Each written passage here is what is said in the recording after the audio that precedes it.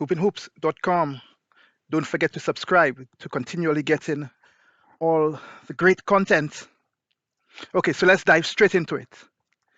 There are two things I want to touch on today: the Celtics Sixers and the Nuggets Suns. Of course, the Celtics Sixers will be playing a game 7. Before I make any statements, I will say that I expect the Celtics to win game 7. In fact, I predicted that the Celtics would win the series even before the Celtics series started. The one thing I've always said is that I have concerns about the Celtics team. It's no secret. Joe Mazzulla emphasis is on offense and place defense in a secondary role. I'm not saying the Celtics is not a defensive team, but anyone who watches them play can tell they are not as committed as a year ago, or even previous years, for that matter.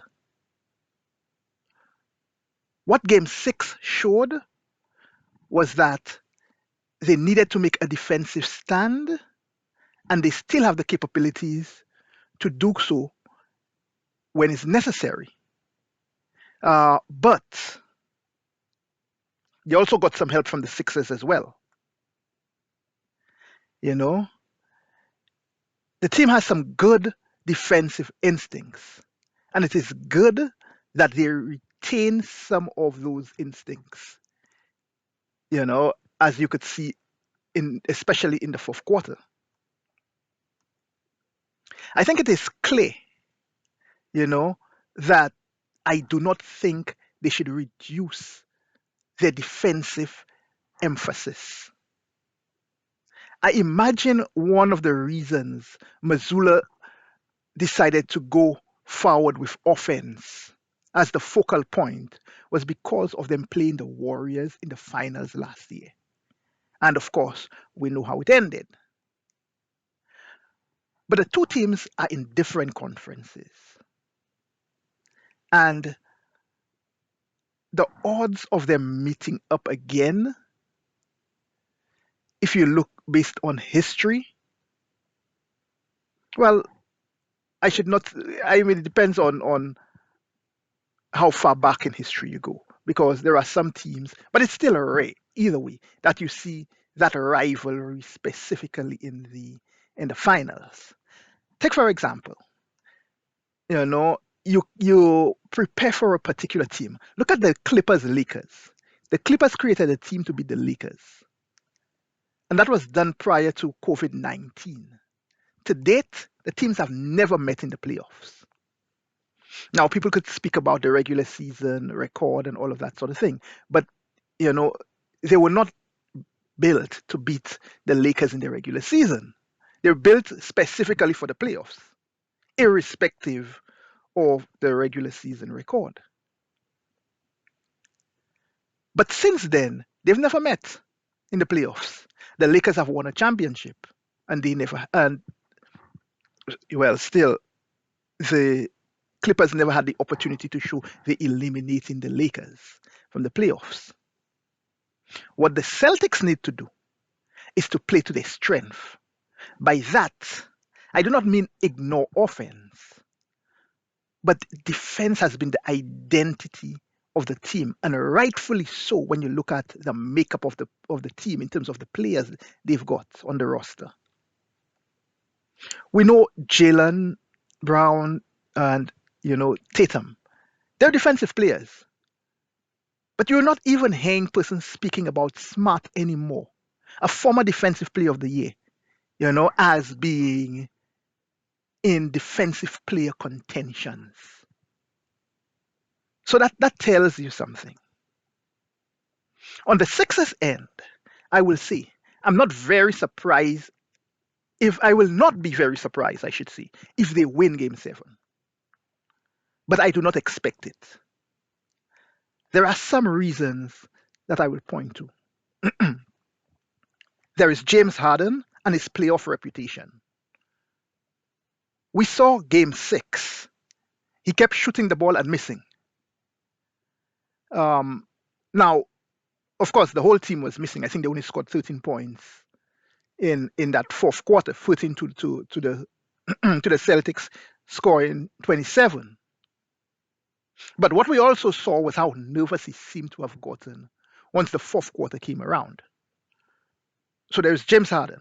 Then there is Joel Embiid. He seems to find a way to come up small. He always seems to find a way in big moments, you know? And for some reason, he never seems to take accountability for his part in it. Even in Ben Simmons' last game with the Sixers, he had 7 turnovers in the game. Now, of course, Ben Simmons had his part to play together with Doc Rivers and others. But Ben Simmons, you know, if you look at his comments in game 6, he did the same, some similar things. Not exactly the same because he didn't exactly throw, in game 6, he didn't throw anybody under the bus like he did with Ben Simmons. But in game 6, he was right on cue. This is his statements. I did not get to touch the ball in the last 4 minutes. I think he did not. He only took one shot in the last 7 minutes. But he's right. He didn't get to touch the ball in the last 4 minutes. And you know, 4 minutes of game time is not the same as 4 minutes of regular time. We all know 4 minutes game time could last about 10 minutes in actual time. Joel Embiid could have simply said, "Give me the ball." You know, he didn't have to wait for after the game. In fact, in timeouts, he could have brought it up. But, you know, he waited for after when he was being interviewed, when he was in the presser, for him to come out and say, "Well, I didn't touch the ball, so not my fault. I'm not responsible here." And, he could have said something along the lines, well, it's a team effort. Or he could have been more aggressive, but he placed it on everybody else for him not getting the ball. Typical Embiid. Third, as you would guess, Doc Rivers is the third reason. And Doc comments was that his players lost touch in each other. Now remember I mentioned the last 4 minutes, Embiid did not touch the ball. Doc as the coach could not, at least in the timeout, say, "Guys, let Embiid touch the ball at least once." But Doc excluded himself. The only person who said it's on the team was James Harden. But back to Doc Rivers. He also realized the ball was not moving, it was stagnant. All right? As the coach, he made no adjustments, only to wait after the game to put it on the players. I'm not surprised here. We've heard some of these things before. Remember the Clippers, okay, where players were claiming that they were waiting for Doc to make adjustments, but he never would. And by that, I remembered when I'm speaking about when, you know, the Nuggets came back on him, on the Clippers, from being down 1-3 to win the series. Remember also JJ Redick and Jamal Crawford when they could not believe Doc Rivers not taking responsibility for his part in the team losing, you know, during the height of Blake Griffin, Chris Paul, and these guys when they had DeAndre Jordan and some of these guys when you know they were somewhat of a favorite expected to win it all. But I mean, there are all those reasons. But let me add this. We all know, of course, and I mentioned this, I just mentioned it. Doc Rivers as the coach. Most teams have come back from when the Clippers are leading 3-1. We know Doc Rivers is that coach. But how about this? In closeout games, Doc Rivers is only 7-34. Now, now I know his friends keep praising him as a quality coach, and he has some good qualities. But it's no coincidence that Doc Rivers' record is what it is. 7-34 is not exactly a small sample. But if you want to get what I mean, just look a little deeper into that 7-34 record. Look at the teams he had, look at the situations he was in, and all of the factors that played into, he having that record for closeout. And you will see exactly what I mean when I refer to, the record speaks for itself in relation to Doc Rivers. Okay? So let's move on from the Sixers Celtics game.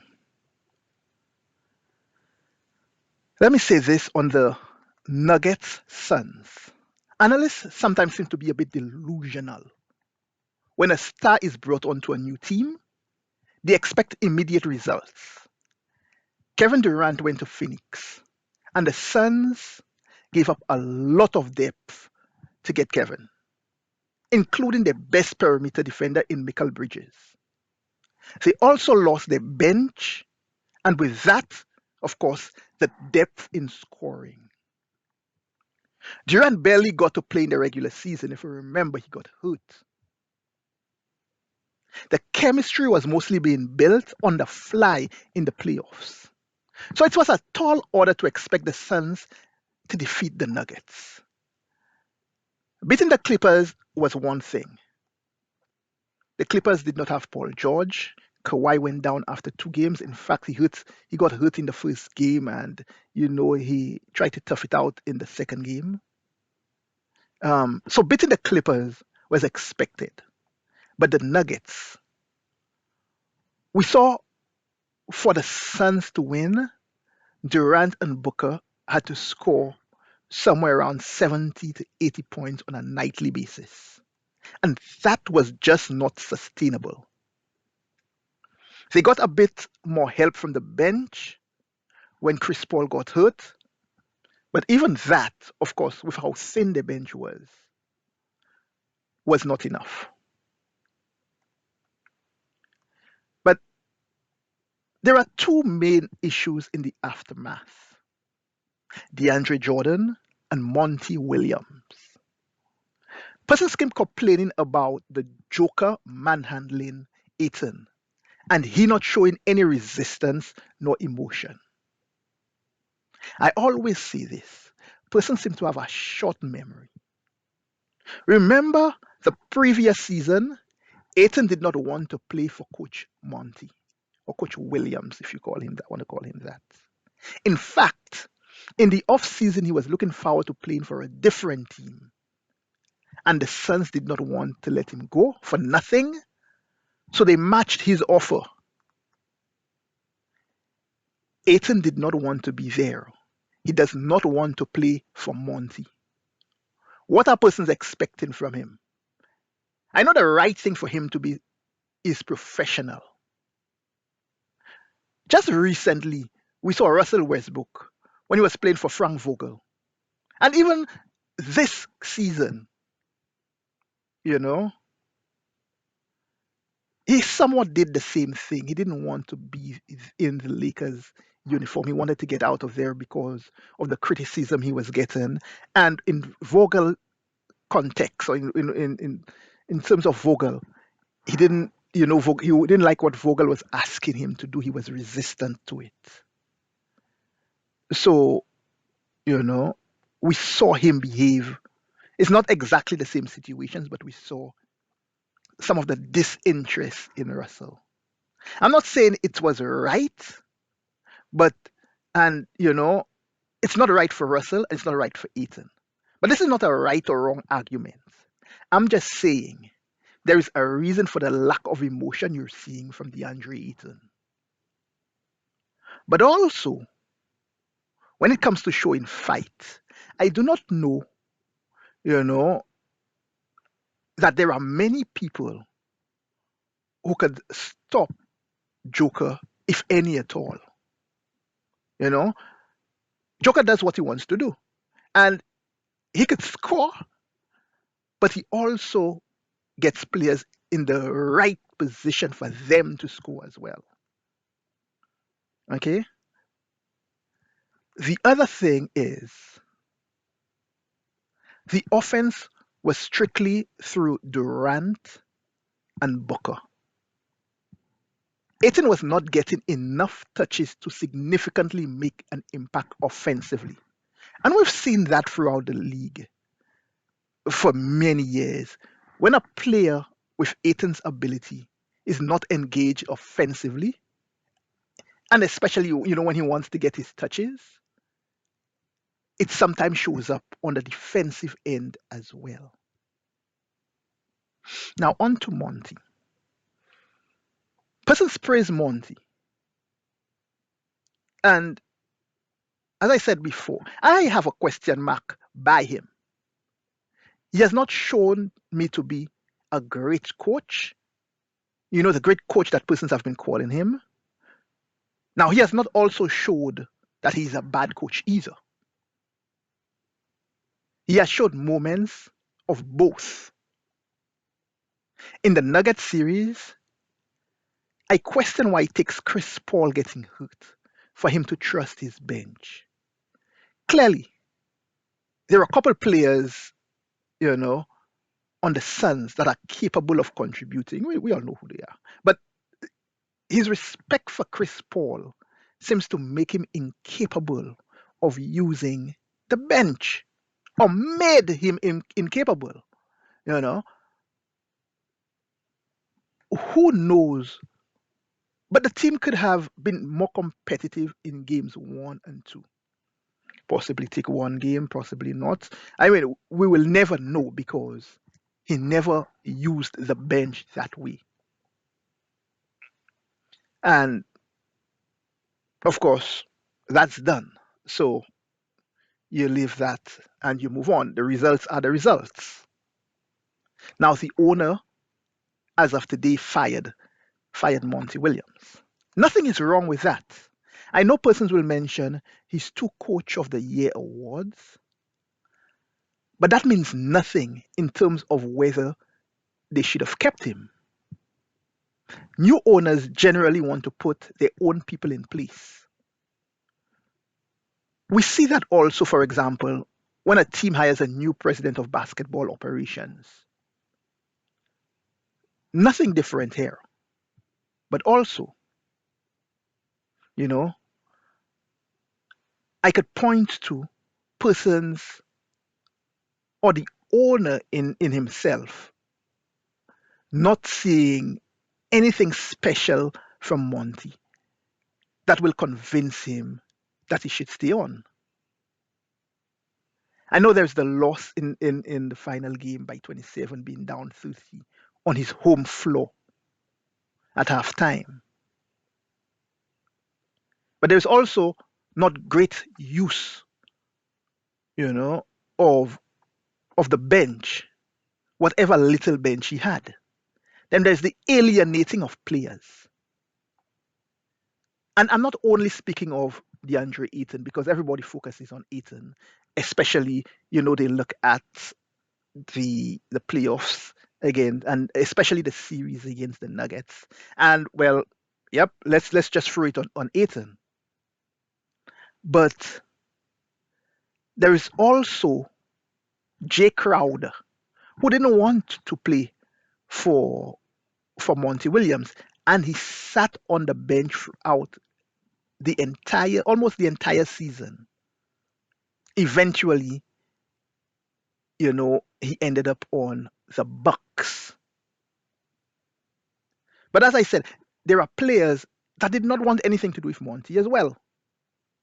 And note, you know, I did not mention him seemingly to be moping all the time, a la what some people said about Luca in Dallas. So, in essence, it's okay to get rid of Monty Williams. HopingHoops.com.